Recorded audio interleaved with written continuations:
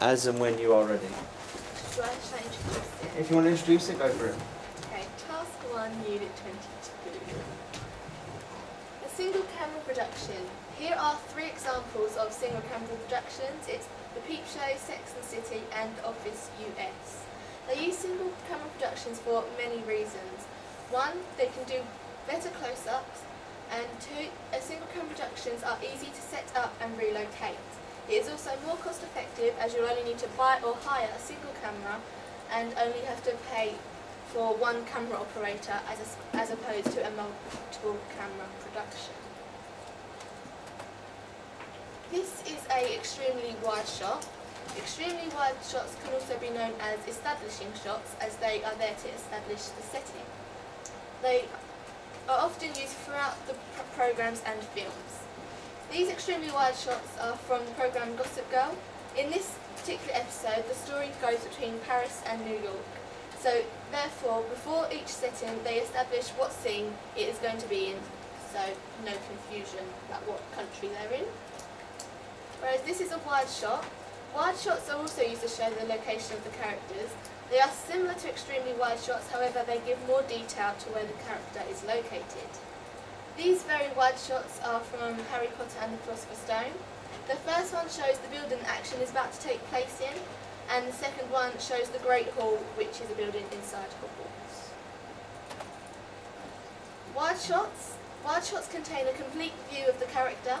It gives the audience a chance to take in the characters' outfits and their reactions to their surroundings and the people around them.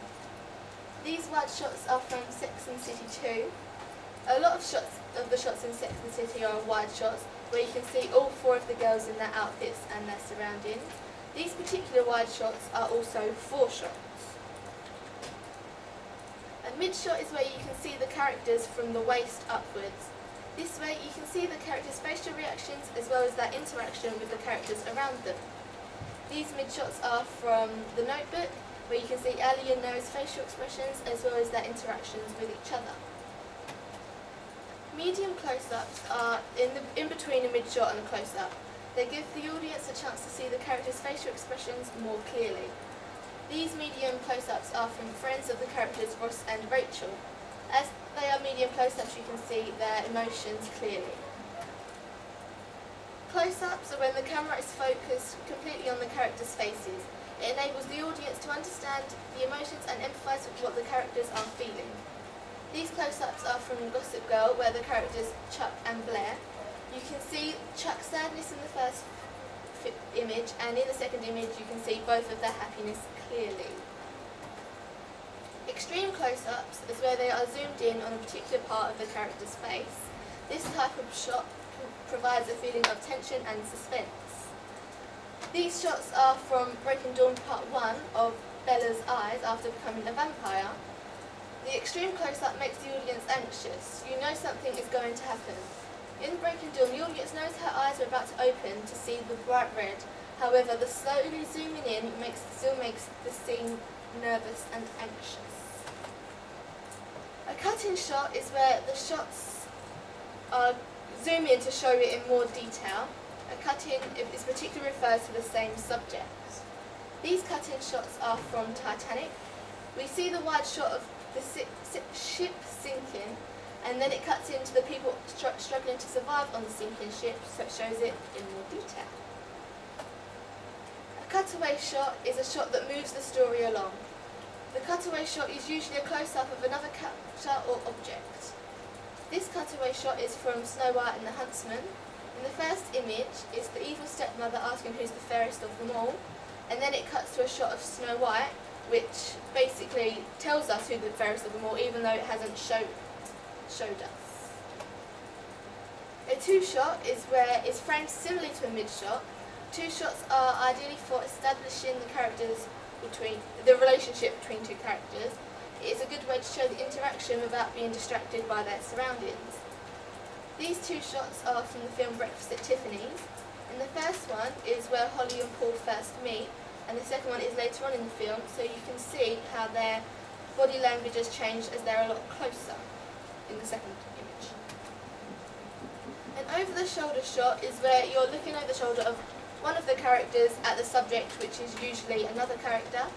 These shots help the audience establish the position of each person, and it also gives a feel of what it is like looking at the other character from a point of view shot. The character looking at the subject should occupy about 1/3 of the shot. These over-the-shoulder shots are from Just Go With It. They are used to show the conversation between two characters, and it's ideal to see the characters' body positioning and their reactions towards each other. A noddy shot. This is often used during interviews to show the interviewer listening and reacting to what the interviewee is saying.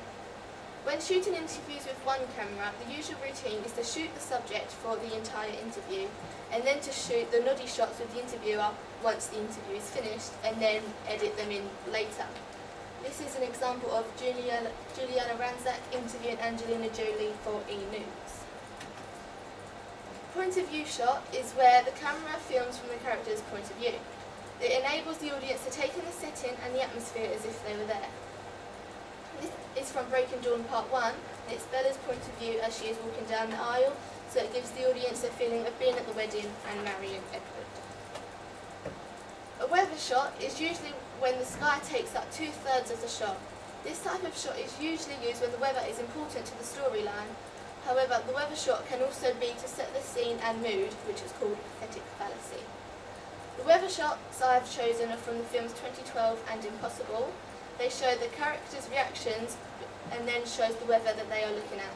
These are dramatic weather shots as it moves the story along and has a major impact. A ping pong shot are used during conversations so you can see the reactions of what each other is saying. These ping pong shots are from Devil Wears Prada and is of the conversation between Miranda and Andy. Miranda is the boss and Andy is the nervous PA. These ping pong shots enable us to see the expressions of the intimidating Miranda against the expressions of a nervous Andy. And the 180-degree rule. When making a film, it's the basic guideline to illustrating an on-screen positioning between the characters or with an object within the scene. There is a imaginary line which is called an axis, which connects the characters. You have to keep the camera on one side of the axis in every shot in the scene. Otherwise, once you cross over the line, the characters will be on opposite sides of the screen, and this is called jumping the line. This is an example of an older film, so you can see the man drinking the tea on the left, and then on the other side of the table, no, he's on the right, and then on the other side of the table, he's on the left. When camera angles, there are a great variety of camera angles, and which any can add an interesting perspective on what is being pictured. Sometimes the camera angle can greatly influence the audience. A scene can be shot from many different angles. Each angle can give a different experience and emotion of the exact same scene. Eye level is a natural shot. It is how we should expect to see the situation in real life. It makes the audience feel equal to the characters. This is commonly used angle and the audience feels comfortable with the characters. A high angle shot is where the characters show the characters from above. The camera is angled down towards the subject. This has the effect of diminishing of the character and making them appear less powerful and less significant. Low angle shots show the character from below. These characters look upwards towards the character. This has the effect of making them more powerful and desirable, and it can also show the difference between status and class. Bird's eye view is when you show the scene from directly above. This is a completely different and somewhat unnatural point of view, which can be used for dramatic effect and showing different spatial perspective. In dramas, it can be used to show the positions and motions of different characters and objects, enabling them to the viewer to see things the characters can't. Bird's eye views can also be used for sports and documentaries to show positioning of the game players. Slanted view can also be known as a Dutch tilt. This is where the camera is purposely tilted from one side to the other. This creates an interesting and dramatic effect. Slanted camera angles are also popular on an MTV-style video production, where unusual images and lots of camera movement play a big part. Slanted camera angles make the production feel fun and quirky. They do this to relate to their teenage audience. And the rule of third. This is when the frame is divided into 9 sections. These 9 points create a guide for when framing an image or piece of film. These lines are occurred 1/3 or 2/3 of the way across the frame, rather than in the centre. This is not always essential, however, this rule should be understood before broken. The most important line of the rule of third is the line going through the character's face. In this example, the vertical line crosses through the middle of his face. The rule of third is an excellent way of seeing if the camera shots are clear and central. Also, it's useful for photography in later stages when editing and cropping, as it ensures that the most main part of the image stays. Then the basic camera moves are pan, tilt, zoom and follow. When you pan, the camera is moving left to right with no vertical movement whatsoever, whereas the complete opposite is tilt, where the camera moves up and down with no horizontal movement. Zoom in has the effect of getting closer or further away to the subject, and follow is where the camera is handheld and you can walk whilst following the action, which can have a very good effect if done well. However, it can be tricky to film. Most camera shots are a combination of all of the above, as if you are zooming in, you are also following, which is panning against the camera unless they are staying dead still and central. Pick-up shots are scenes recorded after the principal photography has been conducted. In some cases, pick-up shots are specifically planned.